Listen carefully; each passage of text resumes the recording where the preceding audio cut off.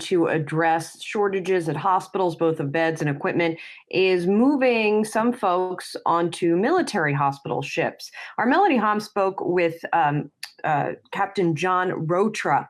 He is the commanding officer of the Navy's hospital ship Mercy, and she talked to him about supply chain. In reality, in large part, virtually everything that we order comes through the same supply chain system that any civilian hospital would order through. There's a little more bureaucracy attached to it, but ultimately the suppliers are the same. We're getting regular priority through the normal supply chain.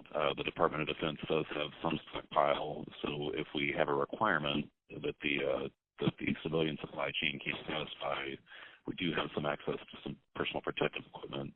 But if we need to use that, we certainly will. But otherwise, we prefer to just use the same supply chain that all the civilian hospitals are using.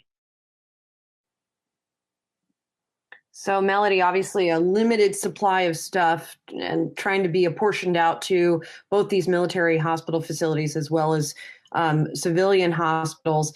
I'm also curious, there was some talk about who exactly would be going onto these hospital ships, right? So what's the latest on that? Is it people actually suffering from COVID-19, or is it the folks who are sort of making way for capacity at civilian hospitals so that they can treat COVID-19 patients?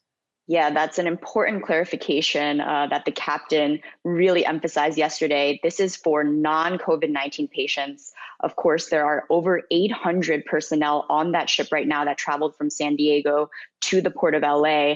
I asked him, there must be several people who could be asymptomatic on that ship right now. We have obviously covered the cruise industry and how it becomes a petri dish of sorts as soon as one person gets it. And he did acknowledge the fact that they are closely monitoring not only the staff, but also the patients who come through who may have been exposed at the hospitals that they were being treated at, even though initially they don't have symptoms. So as you can imagine, this is going to be a very interesting beta test as to how you can really contain the virus, even in close quarters. He did acknowledge that the personnel and any patients will not be allowed to kind of mosey about, roam the pier. This is a very solitary, isolationist sort of approach. And that's the intention, to make sure that it can be contained and people who do need treatment outside of coronavirus related cases can get it properly. I want to point out that there will not be obstetrics or pediatric units on the ship, but all other sorts of services will be provided, and there are some operating rooms for any kind of emergency surgeries. Hey investors, Zach Guzman here. Are you interested in learning more about the markets and getting the latest financial news? Well, then click right here to subscribe to our Yahoo Finance YouTube channel. Get the latest up-to-the-minute market analysis, big interviews in the world of finance, and information on how to manage your money every day wherever you are.